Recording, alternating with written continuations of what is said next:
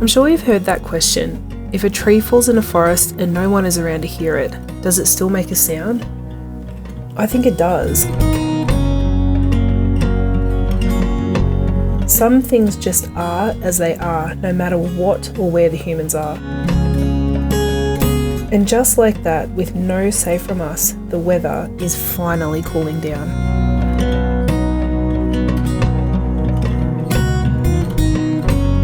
And soon that hill in the distance will get snow on it, blow down on our little farm here in Australia and make it so cold. And I can't wait.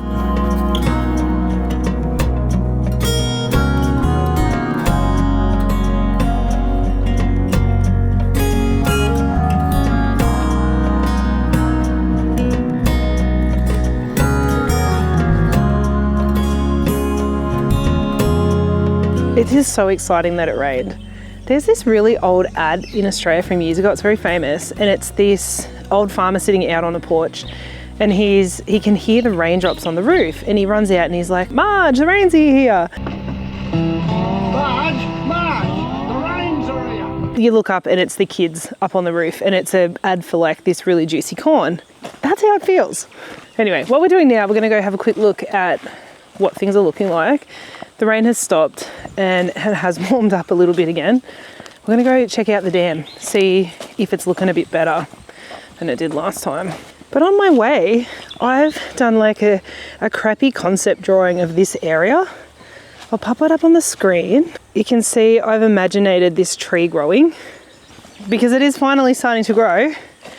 But this will also make part of our pathway that's going to take us, because we're building the big walking track. Now we've got the tractor. So this is going to form part of the pathway. I don't know if we'll have a little hut or not. I think that might be a bit of overkill, but that cute little path with all the natives up through it. And this whole area, I think I've talked about before, I wanted to put a massive hydrangea garden, but I'm having so much trouble. I've got like those 50 hydrangeas I grew from cuttings a few years ago. There's a video all about that, how to do the cuttings. I was going to put them all in here. The problem is hydrangeas are just not doing well on our property. There's so much work and so much water, whereas others seem to be able to have them in the area and they aren't as much work. So now I'm considering this just being a native garden, like a native shade garden. So we'll see what happens. But for now, we've got to take a different route because I haven't cut the hole in the fence for us to get through over there yet. So we're going to go up here. You can see the clouds and the sunshine peeking through the trees. This is a little bit dicey through here because we do get trees falling over a lot. You'll see what I mean.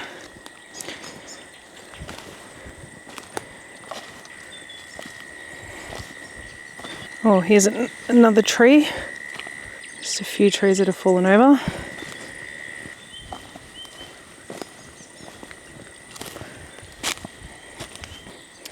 This is pretty bad. It doesn't look like it filled up at all.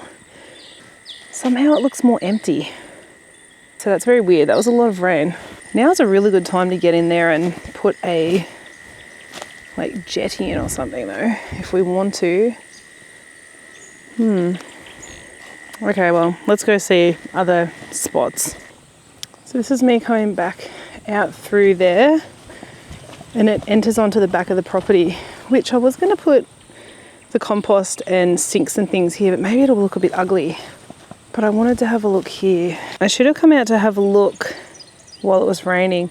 It actually looks like the water just soaked in really nice. I need to just smooth it out, I think. I can see a low patch here, and obviously it's still raised up a little bit too much, but that's not bad. The garden looks really fresh. Which is too bad, because you know what we're going to do now? We're going to label all the dahlias, and I'm cutting them a third off. I'll cut them off by a third today, and then probably in a couple of days cut them so they're just their little stumps. And that is me sending them the message they need to go dormant because I'm lifting them next week.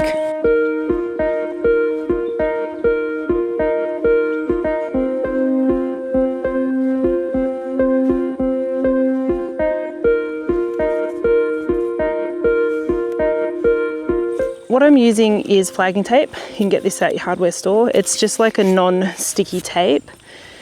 I've got pink and green and a marker, the quality of the marker doesn't matter too much. They're going to be lifted and you're not going to need to worry about it unless you're marking your dahlias mid-season or a bit earlier. But the main thing is you want to be marking the dahlias when you can see the flower, so you're confirming that that actual plant is the variety that you think it is. Last season you may have seen me use the two colours. So I used the pink for the dahlia varieties I'm keeping.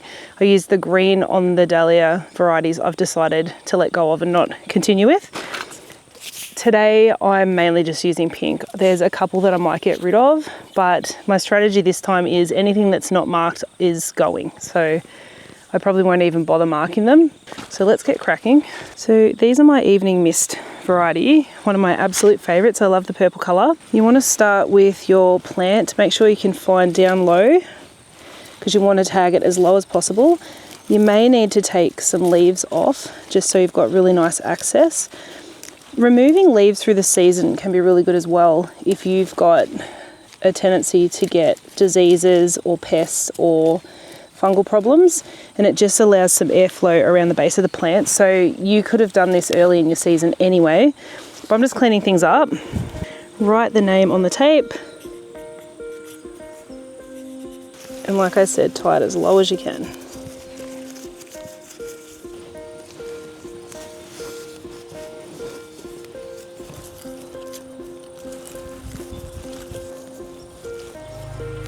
Tagging every single plant has been best practice on our farm, especially because I've sold dahlia tubers.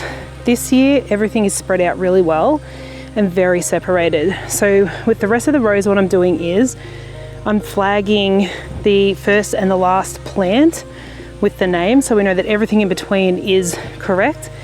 Any plants I find in that row that are not the correct tuber, which at this point everything's correct, I would normally dig it out and get rid of it so that we're not mixing it up with, like we're not mixing tubers up and there can't be mistakes made when people buy tubers.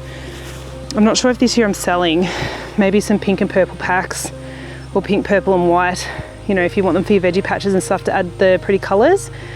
So I'm going to go ahead and get this job done because it's a pretty big job, and then we will touch back.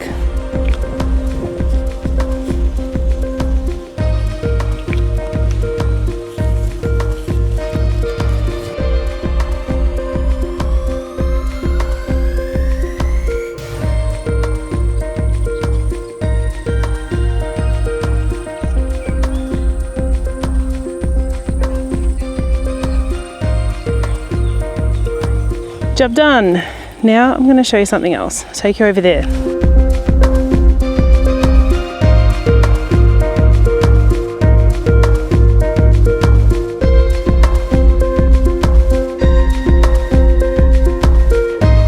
This garden at the front of the shed is looking very overgrown, but I actually really like the look. But the hollyhocks popped up and we're coming, it's the end of summer, we're coming into autumn. But that's not even the most exciting thing. Let's see what kind of situation my hair is in. I'm down the street in Yak to go and get my hair cut. I'm really hoping this works. I'm a little bit heavier and a little bit older, so we'll see what happens. But it got to the point where my hair is so thin and unmanageable. As I was saying, it's really hard to look after, and I feel like I put it up all the time anyway. It's not nice enough hair or thick enough to kind of wear out, it clumps. So we're gonna go do it.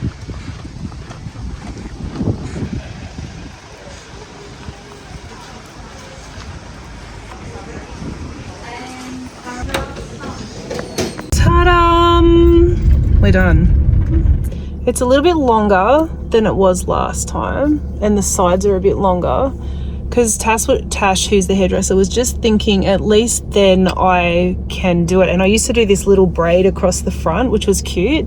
So she said, at least I've still got those options. We're just not sure. Should we go a little bit shorter or leave it as is? I actually think I kind of look the same because I always wear my hair up, so it's always off my face anyway. But I didn't go as short as last time. Like I didn't have it all completely shaved off to the sides and everything. But I am still considering doing that. I just don't know. But it feels so much better. Especially because I'm always in a hat and I'm usually always outside doing stuff.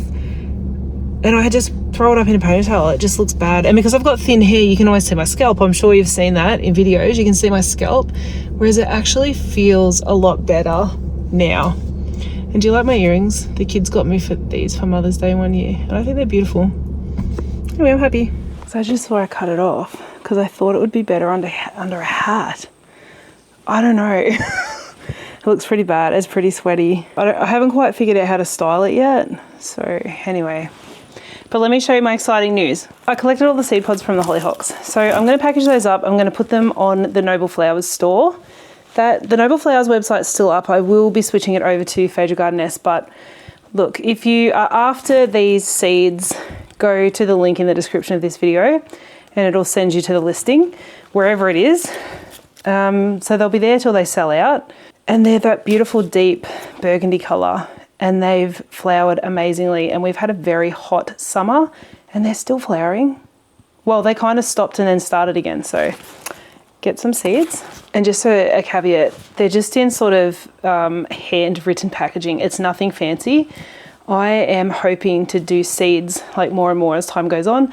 But at this stage, it's not worth investing into, you know, branded packaging, but it is on the cards. But I also don't have a logo. So I am thinking maybe I should run a competition and see if anybody has some ideas for a logo for me. A couple of little things to look forward to. Hi, garden puss. Hi. Hello.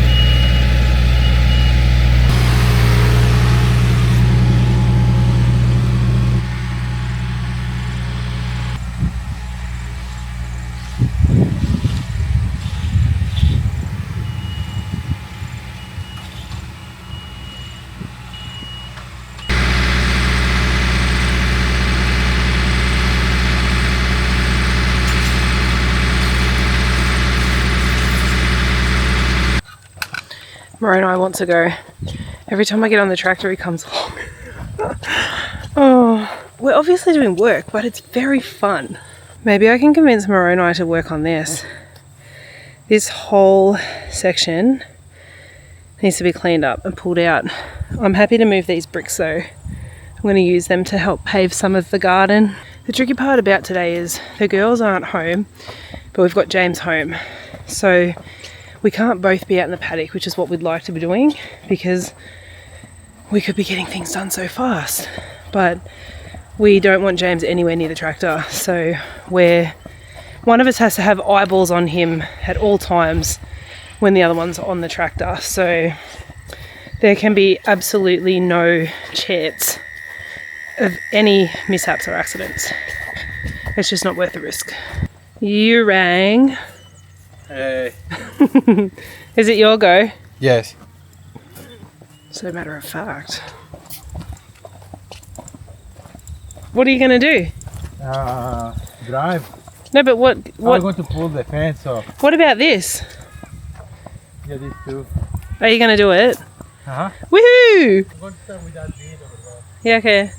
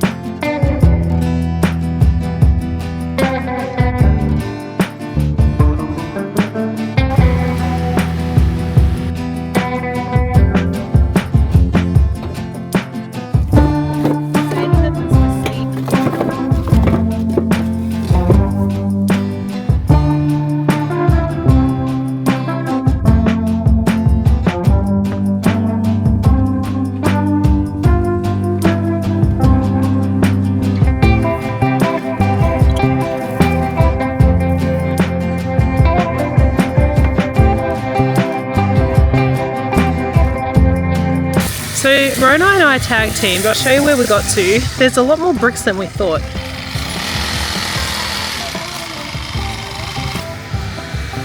So this is what we've got. We still have a little pile of bricks to go though.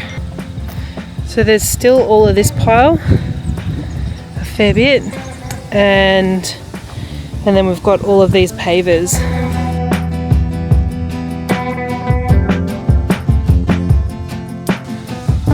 Starting to get windy.